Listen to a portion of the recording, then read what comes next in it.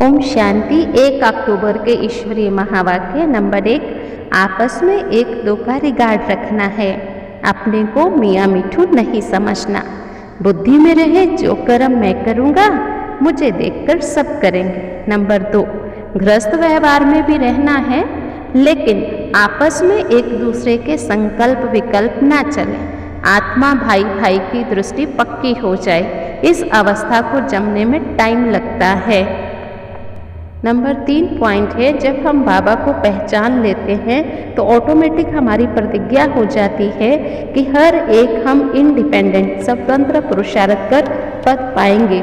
School में सब independent पुरुषार्थ करते हैं तो ही ऊंच पद पाते हैं। यहाँ भी आत्मा पढ़ती है, परमात्मा पढ़ाते हैं और इनमें प्रवेश करके पढ़ाते हैं। नंबर 4 पॉइंट है, कोई ना कोई भूलें तो सबसे होती रहती हैं, लेकिन अपने आप को इसमें मियाँ मिट्ठू नहीं समझना। जो कर्म मैं करूँगा मुझे देख और करेंगे, ये बाबा ने हम सबको सिखाया है। तो 1-2 का रिगार्ड रखेंगे तो दूसरे भी 1-2 का रिगार्ड रखना सीख जाएंगे। बाबा को भी रिगार्ड रखना पड़ता है। लोग कहते हैं कि ये स्त्री पुरुष को भाई बहन बनाते हैं, तो जो बुद्धिमान बच्चा होगा वह झट कहेगा कि हम सब तो परमात्मा के बच्चे आत्मा रूप में भाई भाई हैं। नंबर 5 पॉइंट है, यहाँ देह अभिमान बहुत है। देह अभिमान होने के कारण अगर कोई देह छोड़ता है तो कितना रोते हैं। बाबा ने कहा सतयुग में तो रोना नहीं होता है और यहाँ ही तुम्हें रोना छोड़ना है। तुम सबसे पहले बाप को पहचानो। बाबा कितना लवली है। बाबा कहते मैं तुम्हारे सभी संबंधों की स्क्रीन हूँ। मैं कहता हूँ मुझे याद करो। तुमने गाया भी है त्वमेव माताश्च पिता। एक ही बात में निश्चय बैठना चाहिए, बाबा के साथ मेरे सर्व संबंध हैं। नंबर 6 पॉइंट हैं, जैसे आशिक माशूक को याद करता है, तुम आशिक बन मुझे याद करो। तुम कहते भी हो मेरा तो एक दूसरा ना कोई। इस समय तुम अच्छी अच्छी बातें सुनते हो, परंतु सुनते सुनते माया थप्पड़ लगा देती है, क्योंकि रावण कम थोड़े ही है। बाबा सर्वशक्तिवान है तो माया भी सर्वशक्तिवान है।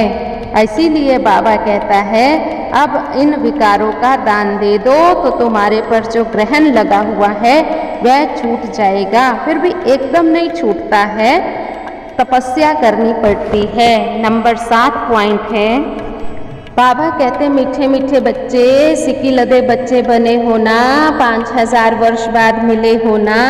तो किसी का अगर गुम हुआ बच्चा मिल जाए तो माँ बाप को कितनी खुशी होती है। बच्चा भी बाबा बाबा कहता रहता है। तो अभी विनाश होना है, तुम गुम हो जाते हो, फिर बाबा से बिछुड़ जाते हो, फिर कल्प बाद मिलते हो, तो तुम्हारा माँ बाप से कितना प्यार होना चाहिए। नंबर 8, गुरु नानक देव जी ने कहा मूत प्लीति कपड़ धोए।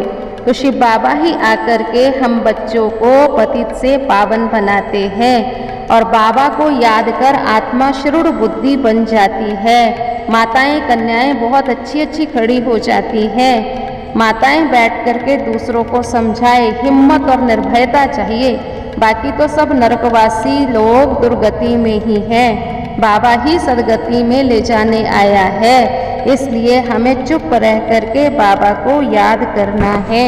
नंबर 9 पॉइंट है, तुम ही आस्तिक हो जो परमात्मा को जानते हो, बाकी तो सब नास्तिक हैं। अभी तुम शिव बाबा के यानी धनी के बने हो, फिर माया थप्पड़ लगा देती है, ऑर्फन निधन के बन पड़ते हैं।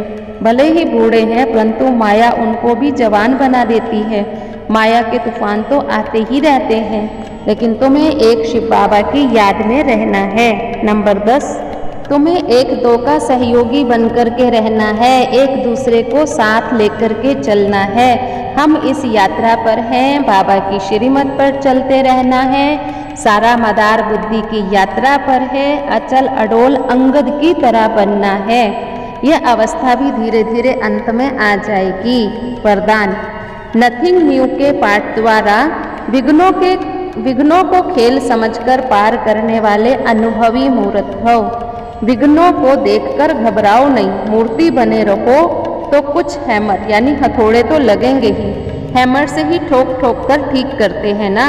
तो जो जितना आगे बढ़ता है उतना तूफान ज़्यादा क्रॉस करने पड़ेंगे, लेकिन आपके लिए ये तूफान तोहफा है अनुभवी बनने के। इसलिए ये नहीं सोचो कि ये सब विघ्न के अनुभव मेरे पास ही आने हैं, नहीं, वेलकम करो, आओ। नथिंग न्यू का पाठ पक्का हो तो विघ्न खेल लगेंगे। और स्लोगन है, सत्यता की विशेषता हो तो आत्मा रूपी हीरे की चमक चारों ओर स्वतः ही फैलेगी। आज का स्वमान है, मैं अनुभवी मूर्त हूँ। नथिंग न्यू का पाठ पक्का रखना है।